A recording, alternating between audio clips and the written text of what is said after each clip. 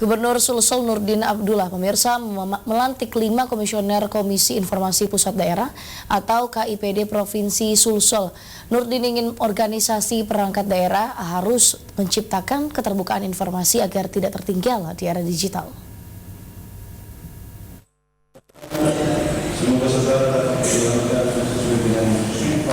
Gubernur Sulawesi Selatan Nurdin Abdullah melantik 5 komisioner Komisi Informasi Pusat Daerah atau KIPD Provinsi Sulawesi Selatan di Baruga Karaeng, Patingal Loang, rumah jabatan Gubernur Sulsel, Jalan Jenderal Sudirman, Senin pagi. 5 komisioner KIPD yang dilantik yaitu Andi Tadampali, Beni Mansur Satyunama, Pahir Halim, Fauzia Erwin, dan Dr. Hairul. Gubernur Sulsel Nurdin Abdullah mengatakan, KIPD harus diberikan fasilitas yang layak untuk menjalankan amanah dengan baik.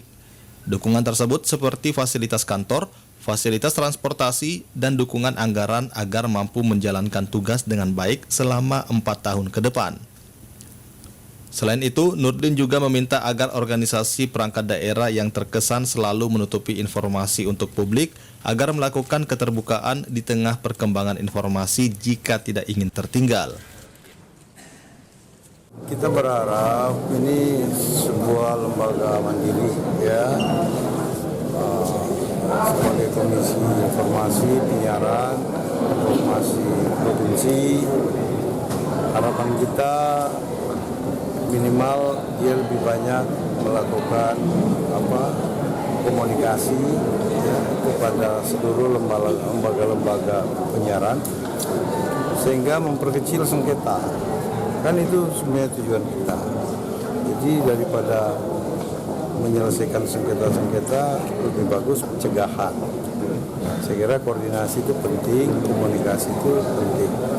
Nah, tugas pemerintah provinsi sekarang adalah menyiapkan segala kebutuhan-kebutuhan Komisi Informasi Provinsi ini supaya bisa bekerja lebih baik, ya, punya tempat yang lebih nyaman, fasilitas dan sebagainya. Karena ini lembaga baru.